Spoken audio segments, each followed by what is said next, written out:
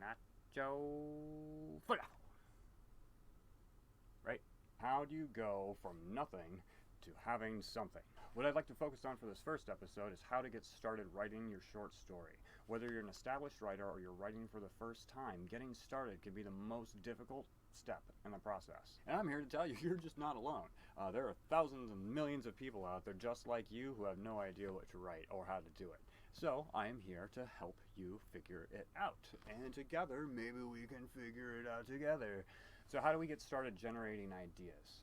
Sometimes we sit down at the computer and we have nothing to say. You sit down, you've got your notebook, your pen, you got your cat, your cup of coffee, you got everything you need to go, but you can't make the words come out.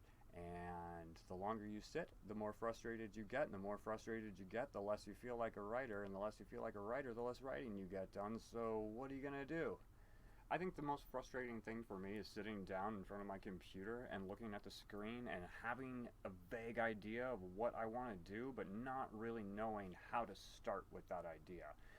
Whether I have an idea about a character or a setting or an event, having the idea itself is enough to spark the interest in writing, but then where do you go from there?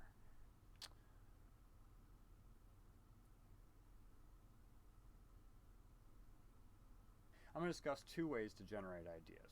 One, writing prompts, and two, plagiarism. One of my favorite places to go when I'm stuck writing is Reddit. And that's because Reddit is full of people with ideas. Whether it's writing or electronics or video games or any number of other hobbies, Reddit is the place to go if you're looking for inspiration. And with writing, it's no different. There's several subreddits completely dedicated to the craft of writing. Many of them specifically on writing prompts. So if you go here, you can find writing prompts written in any number of genres, specifically tailored for writers just like you who have no idea how to start their stories. Some of them are very good, some of them are less.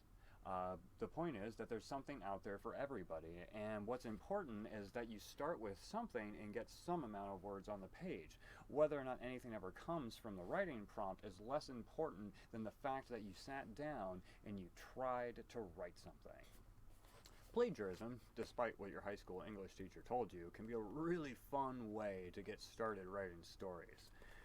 The easiest way to do it is to pick up any old book from your bookshelf, because generally speaking, our bookshelves are full of books that we love. So just pick one up. Any one. It doesn't matter. I picked up this one.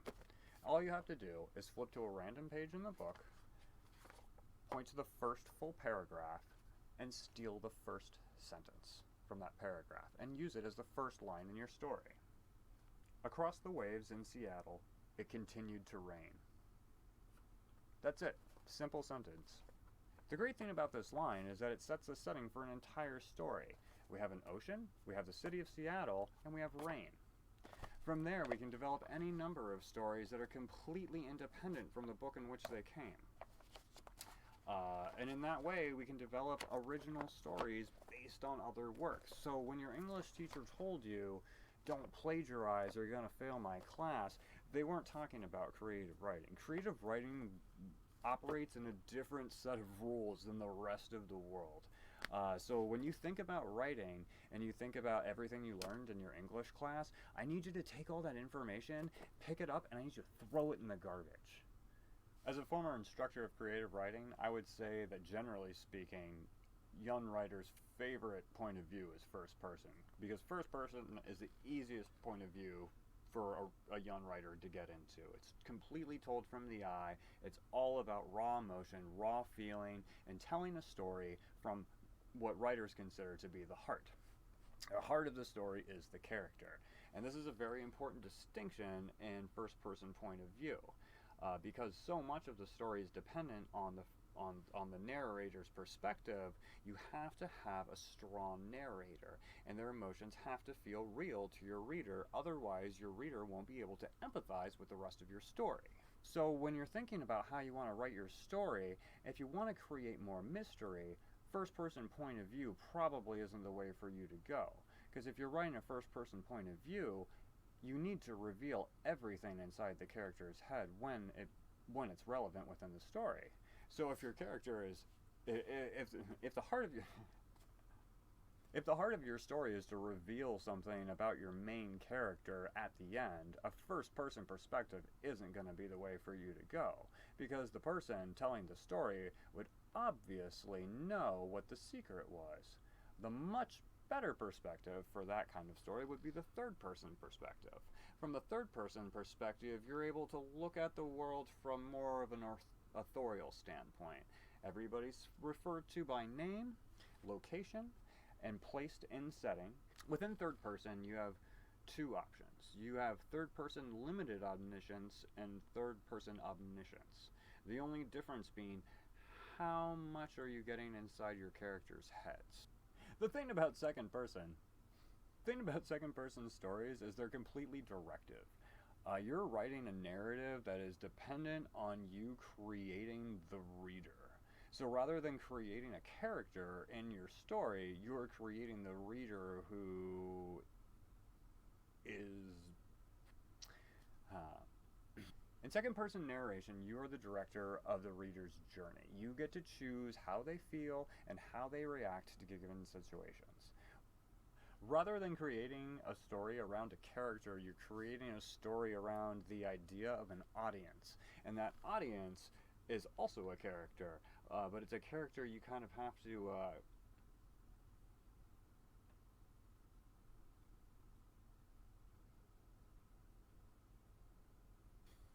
The easiest way to avoid most writing problems is to have a really strong understanding of who your character is.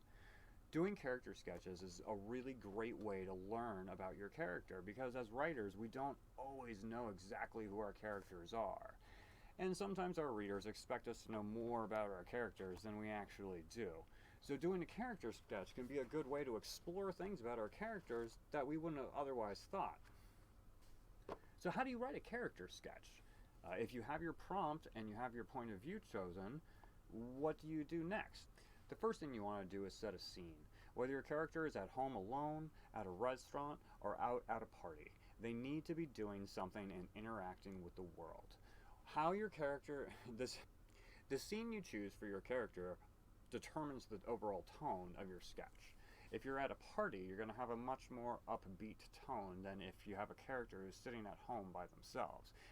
The first two things you need to consider when writing a character sketch are the setting and the tone. Where we put our characters determines how they react to the world. If you put an introvert inside a nightclub, he's going to react a lot different than an extrovert. If you put an extrovert home alone for an entire weekend, they're going to act a lot differently than the introvert. So these are things we want to consider before we write our sketch. Once you've chosen your setting or your scene, and you've set the tone for the story, and you've picked your perspective, the next thing you have to do is write. So you're probably thinking, your answer to writing is to do more writing, and the answer is yes. That is my answer. If you want to write well, you're going to have to write more, and if you're going to write more, a lot of that writing is going to just sit on your table because it's all written specifically just so you can learn about your story. When I set out to write a story, sometimes I'll write 10-15 pages, and those 10-15 pages will just end up in the trash can. Because when I get to the editing process, I'll discover that those 10-15 pages were just getting me to the real story, which started on page 16. So as writers, we kind of have to go through life writing things down and then learning to let them go. Character sketches are a really good practice in getting used to that kind of writing. When we write character sketches, we're allowing ourselves to do a type of writing that is free from judgment. Generally speaking, we don't share our character sketches with other people. We might share them with other writers so that we can get an opinion about how they're reacting to our characters, but these character sketches aren't seen by the general audience. The character sketches are specifically for the writer, and as a tool for the writer, they're invaluable in teaching us how we can put our characters in unique situations to push them to their limits and learn more about the human psyche. And this brings me to my final point. Plot-driven versus character-driven narratives. Generally speaking, there are two types of narratives out there. Plot-driven narratives and character-driven narratives. And many people will argue that these are the difference between so-called genre writing and more literary work. Where genre writing focuses on plot, literary work focuses on character. And you're probably thinking to yourself, I can think of plenty of genre works that focus a great deal on character. And you're right. There are a lot of great books that focus on character, and that is exactly what makes them great books. The fact that they focus on character. No matter what genre you're writing in, the most important thing to know is who your character is and how they react to the world. The whole purpose of writing is to put characters in unique situations and learn more about the human psyche. Maybe for some people we just want to entertain, and that's fine. But through that source of entertainment, we're also offering a unique look at the world through our eyes. And how we view our characters allows our readers to view how we view the world. Whether or not we like it, many of our readers are going to connect our characters to us. Writers will argue that their characters are not facsimiles for who they are. But the reality is that everything we write is funneled through our perspectives. So in every way possible, the book you write, the story you write, is your perception of the world, regardless of the character you choose to tell it through, because you are developing that character with which to tell the story through. If you decide to tell that story through a curmudgeon-y old man, then that's what you do, but it's still your view of the world through that person's eyes. That being said, your job isn't to satisfy every reader. If you tried to go out and satisfy every reader in the world, you'd never get anything written. Your job as a writer is to write the best story that you know how. To sit down with your pen, with your computer, and write until you are satisfied with what you've done. And then you share it with the world. People will come to you and they will appreciate the work you've done. Some won't. And here's an important distinction to make right here, right now. Going to school and getting a fancy degree does not make you a writer. What makes you a writer is waking up in the morning and saying that you are a writer, that you want to create something. And whether or not you sit down in front of your keyboard and you type a single word, that doesn't make you any less of a writer. What makes you a writer is your desire to write, the way you see the world, the way you go about looking at things, the way you perceive other people's emotions, your ability to be an empath. That's what makes you a writer. That's what makes you special. It doesn't matter how much education you go and get. It doesn't matter how much money you spend to learn how to be a writer.